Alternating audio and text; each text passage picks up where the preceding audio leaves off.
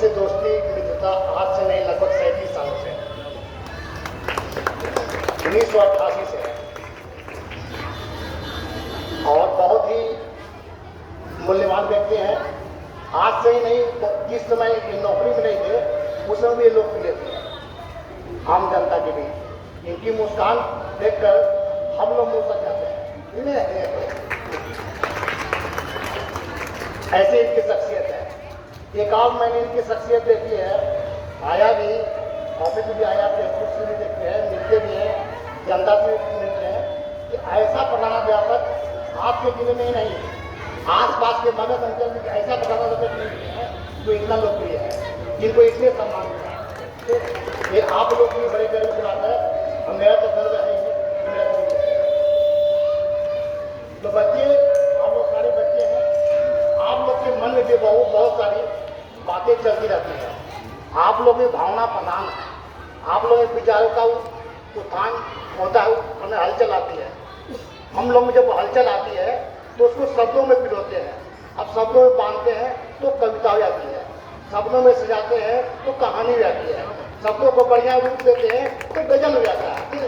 इस तरह से आप बच्चे भी चाहेंगे तो आप लोग भी इसको लिख सकते हैं। कविता लिखना कोई बड़ी बात नहीं है।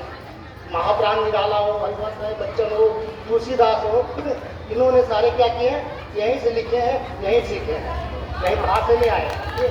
आप लोग भी लिख सकते हैं, आप लोग भी बढ़ सकते हैं। इनके पास बोलने की कला है, आप लोग भी ऐसा बोल सकते हैं, लेकिन कोशिश करना, क्या करना है, कोशिश करना है। बात उन दिनों की है, वो 1985 में मैट्रिक का स्टूडेंट था मैं, मैट्रिक का। तो मैंने किसी रास्ते में देखा कि कुछ कवि कविता पढ़ रहे हैं। आप कवि के कविताओं का वाह वाह वाह वाह घूम निकल रहे थे। वह वाह वाह मेरे अंदर चला गया। क्या चला गया? मेरे अंदर चला गया। हमने पढ़ा था कि निराला जी लिखते हैं, हरिवंश साहब लिखते हैं, दिनकर जी लिखते हैं, बहुत सारे लिखते हैं, तो हम क्यों नहीं लिख सकते हैं? हमने उसी से शुरू किया। और मेरी पहली कविता है आजकल के स्टूडेंट। क्या है? आजकल के स्टूडेंट पर मैंने लिखी थी, मेरी पहली कविता है। छोटी सी कविता सुनिए कि आजकल के स्टूडेंट पहनते हैं फुल पैंट, लगाते हैं सेंट, फैशन में डिसेंट, क्लास में अब्सेंट। आजकल के स्टूडेंट सिनेमा में प्रेजेंट, मैट्रिक शो 11 बजे वहाँ जाते हैं, सिनेमा प्रेजेंट। आजकल के स्टूडेंट सिनेमा में प्रेजेंट, लड़ाई में सार्जेंट और पढ़ाई में पेशेंट, नौकरी में प्रेजेंट। आजकल के स्टूडेंट। तो यहाँ से मैंने जो सफर शुरू किया था, अब बच्चों के लिए एक कविता लिखी है। मेरी भी एक नानी है जो बच्चे से संबंधित है। मेरी भी एक नानी है। नानी जानते हैं, नानी आप लोग को बहुत मानती है, ठीक है, और बहुत रिश्तों में बहुत प्यारी होती है। दादी और नानी दुए में तो रिश्ता होता ही जाता है, जो बहुत प्यारा होता है। तो उसी पर एक छोटी सी कविता है कि मेरी भी एक नानी है, मेरी भी एक नानी है जो करती मनमानी है। अब कभी कभी वह खाना बनाती, कभी वह भरती पानी है, मेरी भी एक नानी है। कभी किससे कहानी सुनाती, कभी बच्चों को आशा दिलाती, तो कभी मम्मी को भी डांटती, तो कभी मम्मी को भी डांटती, कभी नाना से करती छड़कानी है, मेरी भी एक नानी है।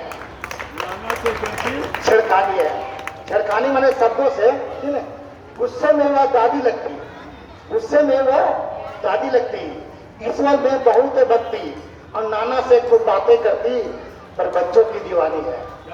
मेरी भी एक नानी है, मेरी भी एक नानी है, मेरी भी एक नानी है। तो बच्चों, इस तरह से आप लोग आज से ही शुरू हो जाइए।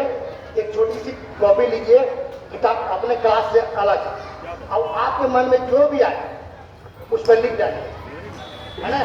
वह टूटेगा, कटेगा, फिर धीरे धीरे वह 10 बार में, 15 बार में कोई एक कविता फिर जन्म देगी। यानी जो इनकी कविता बन जाएगी तो मैं उनको पुरस्कृत करूंगा। क्या करूंगा? पुरस्कृत नहीं करूंगा, उनका अखबार में नाम निकालूंगा। आज से करीब 33 साल की बात है, जब मैं औरंगाबाद में आया था, तो यहाँ शंकर दयाल जी का कवि सम्मेलन हुआ करता था। तो उसमें लोकल लोगों को नहीं दिखाते थे, लेकिन मेरा जब मन देखे कि यहाँ के कवियों को मंच नहीं मिलता है, ये माइक नहीं मिलती है तो मेरा मन व्यथित होगा। तो मैंने एक साहित्य कुंज संस्था का गठन किया।